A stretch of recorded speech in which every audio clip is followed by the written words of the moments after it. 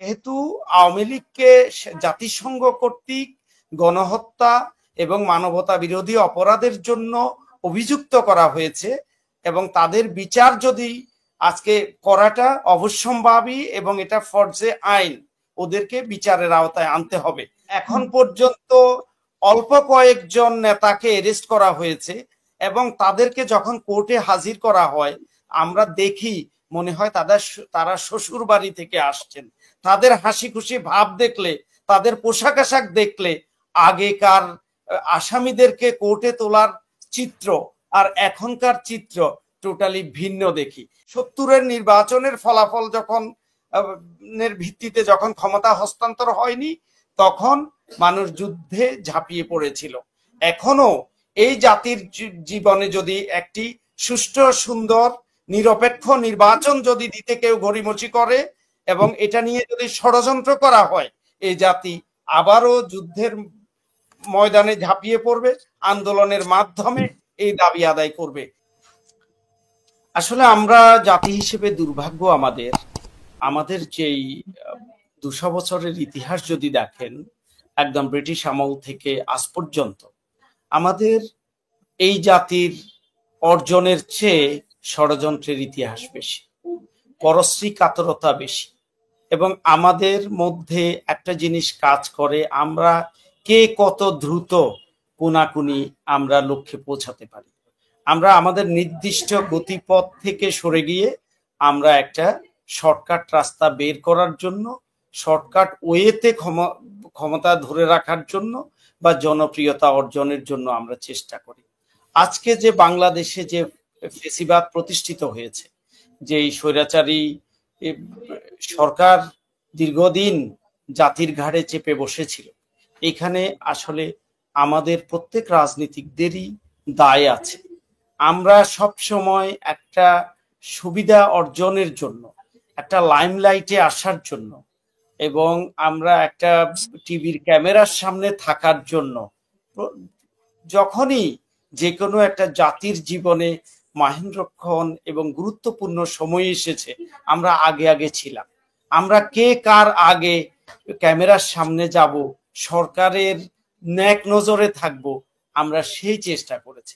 আজকে যে দেখেন এই যে আওয়ামী লীগ যে একটা ফেসিবাদী রাষ্ট্র কায়েম করেছিল বা ফেসিবাদী দলে পরিণত হয়েছিল, এই ফেসিবাদী সরকারকে এক সময় আমরা এই ২৪-এর গণ আন্দোলন বা ১৬ বছরে যারা আন্দোলন করেছি এর মধ্যে কেউ আওয়ামী লীগকে প্রতিষ্ঠা করার জন্য ভূমিকা রেখেছিল।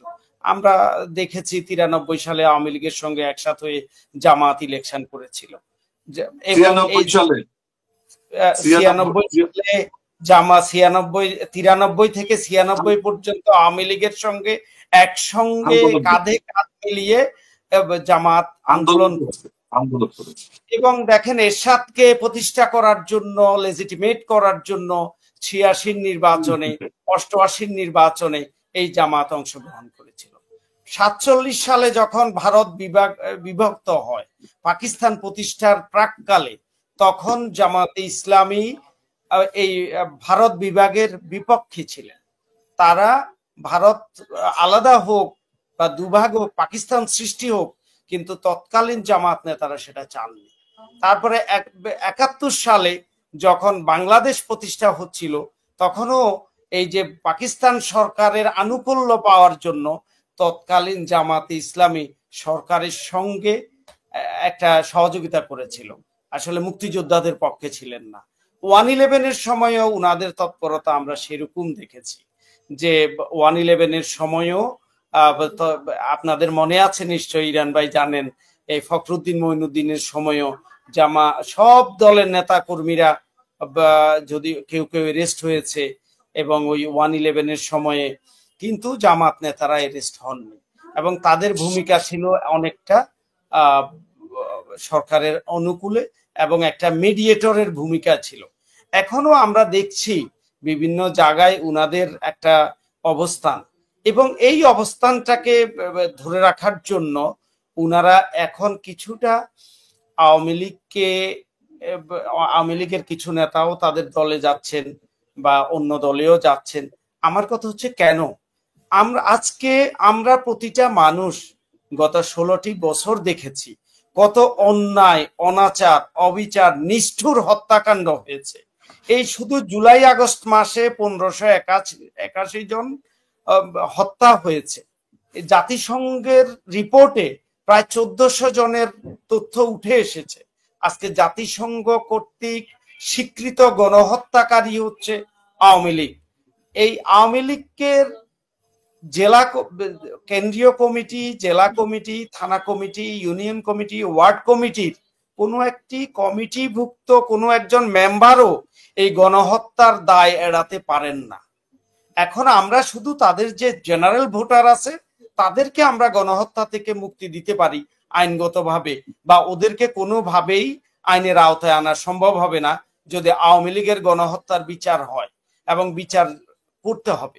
সেক্ষেত্রে এখন যদি যেহেতু আওয়ামী লীগকে জাতিসংঘ কর্তৃক গণহত্যা এবং মানবতা বিরোধী অপরাধের জন্য অভিযুক্ত করা হয়েছে, এবং তাদের বিচার যদি আজকে করাটা অবশ্যম্ভাবী, এবং এটা ফরজে আইন, ওদেরকে বিচারের আওতায় আনতে হবে। আর তারা যদি বিচারের মধ্যে আসে, বিচারের আওতায় তো আনা হবে। অক্টোবরের মধ্যে বিভিন্ন ডেট আমরা শুনতে পাচ্ছি যে আসিফ নজরুলও বলছেন, সরকারের পক্ষ থেকেও বলা হচ্ছে। কিন্তু কিভাবে আসলে কি মানে সম্ভব হবে কিনা? চাওয়া হচ্ছে হাসিনাকে কিভাবে আনবে? এখন দেখুন, আমরা শুনছি এবং আমরা দেখছি যে আমরা সংস্কার করব, বিচার করব, কিন্তু গত 6-7 মাস পার হয়ে গেছে। আমরা কি করব সেটাই আমরা বুঝতে পারছি না। আমরা কার বিচার করব আমরা সেটাই বুঝতে পারছি না। হাসিনা একজন পালিয়ে গেছেন, ভারত তাকে আশ্রয় দিয়েছে অন্যায্যভাবে, অনৈতিকভাবে।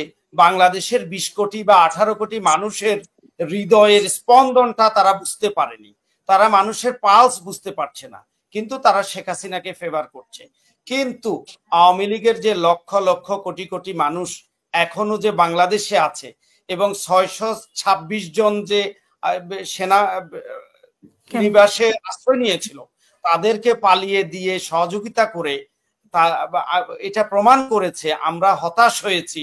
আমরা এখন বুঝতে পারছি না যে আদৌ তাদের বিচার হবে কিনা। কারণ এখন পর্যন্ত অল্প কয়েকজন নেতাকে অ্যারেস্ট করা হয়েছে, এবং তাদেরকে যখন কোর্টে হাজির করা হয় আমরা দেখি মনে হয় তারা শ্বশুর বাড়ি থেকে আসছেন। তাদের হাসি খুশি ভাব দেখলে, তাদের পোশাক আশাক দেখলে আগেকার আসামিদেরকে কোর্টে তোলার চিত্র আর এখনকার চিত্র টোটালি ভিন্ন দেখি। এতে আমাদের মনে প্রশ্ন জাগে এবং সন্দেহ জাগে আসলে তাদেরকে কারা ফেভার করছে এবং আদৌ তাদের বিচার হচ্ছে কিনা। এবং অনেক খুনি, অনেক অপরাধী, অনেক আর্থিক দুর্নীতিবাজ এর মধ্যে অনেক ছাড়া পেয়ে গেছে এবং তাদের জামিন হয়ে গেছে, এবং তাদেরকে ফেভার করছে। কার ইশারায়, কার ইঙ্গিতে তারা মুক্তি পাচ্ছে আমার ধারণা নেই। এবং এই যে সাবের হোসেন চৌধুরী গ্রেপ্তার হয়েছিলেন আপনারা জানেন, কিন্তু তিনি মুক্তি পেয়ে গেছেন। উনি কি এই ফেসিবাদের দোষর হিসাবে কোনোভাবে কি উনি দায় এড়াতে পারেন? আমি দেখি নাগরিক কমিটি যেটা গঠিত হয়েছে, আমি আমার ফেনীর কথা বলি, ফেনীতে 6 সদস্য বিশিষ্ট একটা নাগরিক কমিটির এরা আহ্বায়ক কমিটি করেছে। সেখানে একজন আওয়ামী লীগের চিহ্নিত সন্ত্রাসী এবং ওই কমিটির মেম্বার। এখন সেটা কিভাবে তাহলে আমরা বুঝবো? আসিফ মাহমুদ সজীবের বক্তব্যের সাথে এই আওয়ামী লীগের লোকরা যে নাগরিক কমিটিতে একীভূত হচ্ছে, এইটাই হচ্ছে যোগসূত্র।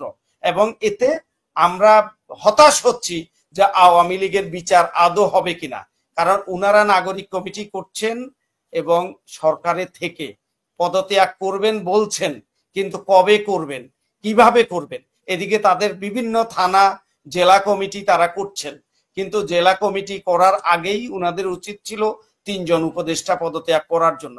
আপনারা রাষ্ট্রীয় ইনস্ট্রুমেন্ট ব্যবহার করে রাজনৈতিক দল গঠন করবেন, আর সেটা জনগণের বিরুদ্ধে যাবে, এই জাতি সেটা মানবে না।